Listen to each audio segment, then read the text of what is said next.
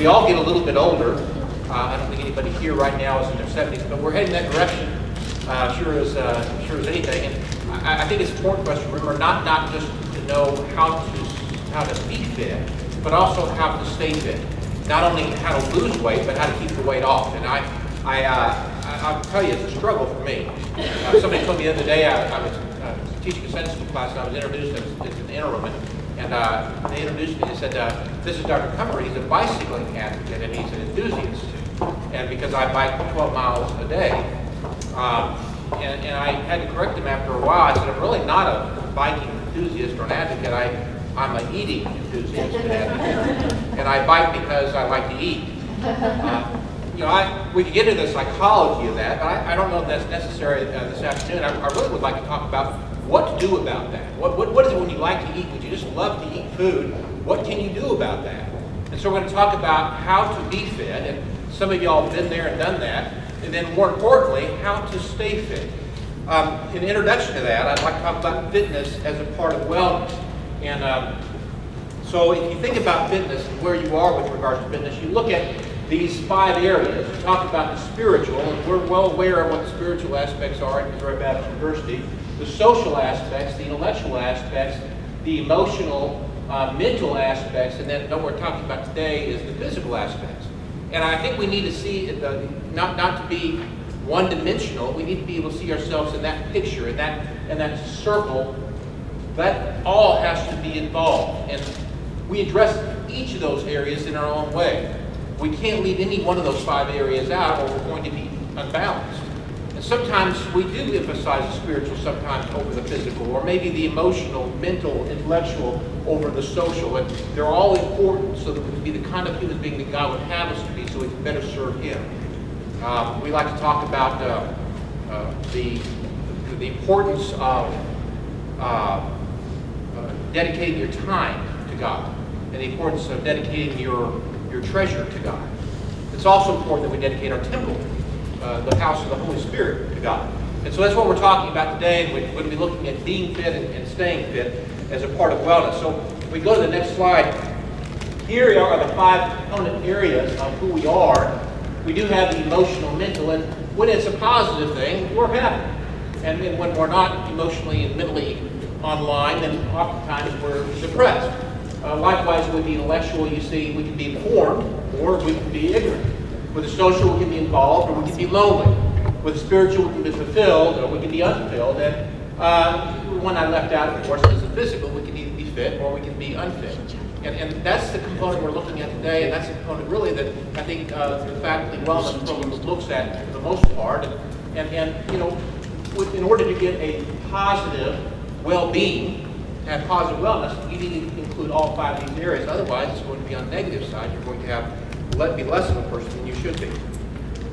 So, looking at the next slide, and I've got a handout here for you as well. We can get those. You've already got those handouts. I made them a little bit larger for you so you could see it.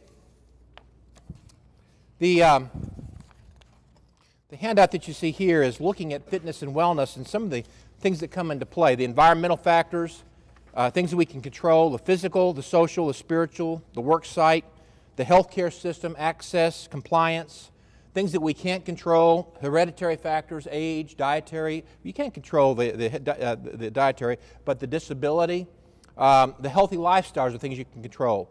How much activity, what kind of activity, the intensity of activity that you're going to be taking part in, eating well, the right kind of foods, the right amount of foods, managing stress, avoiding destructive habits, managing your time correctly, becoming an informed consumer, adopting good health habits and safety habits, and learning first aid are all part of being well and being fit. You have your personal actions and reactions, cognitions and emotions coming into play, and then all of that lends itself to being physically fit, and all that lends itself to being well. So I kind of wanted to, before we got started too much into the fitness aspect, I wanted you to see how it all came together and how fitness is important in the big picture of wellness. Let's go ahead and go to the next slide. So here's a need for fitness. As we look at that component part of wellness, we have a need for fitness. Why do we have the need? Well, we have it because it's necessary for us to be effective at work.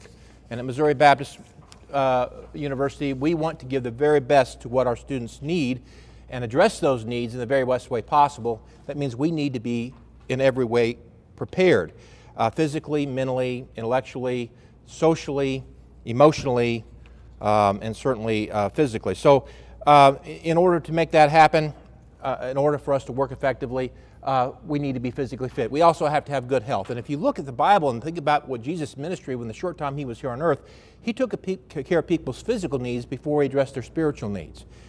So likewise, we need to be thinking about ourselves as role models to our students, to the people we interact with here on campus, and we also need to be thinking about being the very best that we can be physically so we can better take care of their needs, whether they be emotional or mental or social or otherwise. We also have to look at how we face emergencies, and sometimes emergencies for some folks might be, we find out that a paper was due yesterday.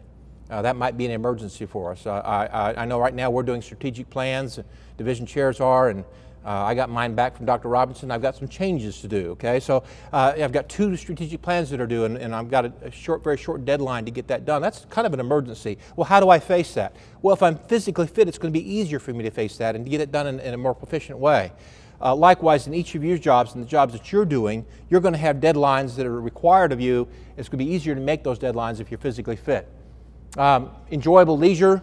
Even in your leisure time, if you're physically fit, if your basal metabolic rate is where it needs to be, you're going to be able to enjoy yourself better and have more leisure time because you're physically fit. And then, of course, the value of fitness is you look good, you feel good, you are better able to enjoy life, and of course, you are healthy. So all of those are reasons why we need fitness. Looking now at being fit and staying fit and progression that we go through, the stages of change. And I say this because we've all probably fought this battle, and I think we need to be aware of the battle that we're in. You have the first stage of pre-contemplation, and you're thinking about, is this really something I want to do? I don't know that I really want to change. I can be this way the rest of my life, knowing full well that if I'm not in shape, I'll have a lower quality of life and a lower quantity of life. But nevertheless, I think maybe I would rather be miserable and live a shorter life than have to change my dietary habits and maybe having to exercise every day or every other day. So, you make a choice. And in pre-contemplation, your first stage is determining whether or not you really want to be fit. A lot of y'all have gotten past that stage at one time or another and moved on to the next stage of contemplation. You're really thinking about it. I'm thinking about changing.'s why. Maybe some of the reasons we've already mentioned. Then you have a preparation stage. I'm getting ready to make a lifestyle change. Then I have to make some lifestyle changes. Maybe you come to a place where you're reacting to a situation like my mother, where she's had several heart surgeries, or maybe you're just afraid of that because maybe you have a genetic predisposition. Your family, there's heart problems. You realize you're a candidate for heart problems because of that. But you come to a place of maintenance and you say, okay, I'm going to have to make some changes, and then you get to a place where, okay, I've lost the weight, I've increased my cardiovascular strength. Now, what do I do to maintain? And I'm going to suggest to you, just as was important for you to get through these 5 stages up to maintenance, so you set goals and you obtain your goals, so is important for you to set goals in order to maintain. So setting a goal to get there, to be fit, is not going to be sufficient. You also have to set goals once you get there to maintain fitness. And that's where the rub is. I think that's where most of us have been one time or another. Something else to consider as you look at this ladder is we don't go from 1 to 2 to 3 to 4 to 5 and stay. We go to 1 to 2 to 3, then maybe back to 2, and maybe we go up to 4 and then go back to 3. So sometimes we're between stages and we even go backwards sometimes. Sometimes you even go all the way back to number 1. And that's what's really discouraging. Sometimes we get to a place in our lives where we've pre-contemplated, we go into contemplation, we maybe prepare to act, and we act, and then we get to maintenance, and then we start seeing the pounds come back on, and we say, you know what, this is a losing battle. I'm just going to gain it all back. Why do I even bother to lose it? Now, I've been there, and I've done that. I lost 70 pounds this spring and summer, folks, and it's very difficult for me to keep it off once I get it off. I've got to realize 3,500 calories is 1 pound of fat. If I take more calories in than I'm spending, then I'm going to gain weight. Okay, and I'm going to talk about that in just a little bit. That's just one of the health-related components of fitness. But that's what a lot of people are very concerned about. What about the cardiovascular? Well, what do you have to do? Well, you have to exercise. What do you think the number 1 reason for not exercising is? We've all used it probably at one time or another. I don't have the time. You're exactly right. Emily says, I don't have the time. That's exactly what most people say. And we're all very, very busy people. Okay, but, you know, I can tell you this. My mother's lifestyle has changed considerably since she had her last surgery. And I tell my people online that I'm teaching this health and wellness class, I say, you know, you either take time now or you take time later. You're going to take the time. And you can be reactive, have a heart attack. And well, you hate to say that, but that's really what it is. You have a heart attack and you say, I guess I better change my lifestyle, I better watch what I eat, how much I eat, and how much I exercise. Or you say, you know what, I'm going down the wrong path here. I need to keep my body healthy so I can do all those things that we've already talked about, and I need to make some changes proactively and end up being a better servant and being a better steward of what God has given you. So looking at these 5 stages, let's go ahead and go to that next slide. And let's talk a little bit about factors that promote the lifestyle change. I know it's hard to see this, but you have it in front of you as well. Very small print. I know I can't read that. But you have personal factors come into play. Now, some of these are not things that you can change. You're not going to be able to change your age except that you get older. I don't think anybody in here is going to change their gender. Hereditary factors, your genetic predispositions, you know, you're pretty much stuck with that. But your current level of health and fitness can change. So there's some personal factors that come into play with regards to whether or not you're able to get out of the pre-contemplation and up to the maintenance area. But notice the contemplation and pre-contemplation deal with personal factors and predisposing factors.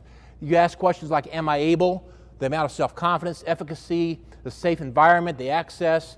You have to ask questions like, is it worth it? Things like self-motivation, how much you enjoy it, your balance of attitude, your beliefs and your knowledge. All those things come into play with regards to the pre-contemplation and the contemplation stages. Those are things that we have to take into consideration. In order to get into the preparation and perhaps the action stages, then we have to start being more motivated, asking that question, is it worth it, and start looking at the enabling factors. Things like goal setting, which is what we're going to be doing a little bit today, self-assessment, okay, where am I at, where do I want to be, self-monitoring, self-planning, performance skills, coping skills, consumer skills, and time management skills. Those are things we're going to be working with towards the end of this session today. And then lastly, in order to reinforce, in order to get to where you want to be, and that's maintenance, and here's probably the most important thing that we've maybe neglected in the past, who's going to support you?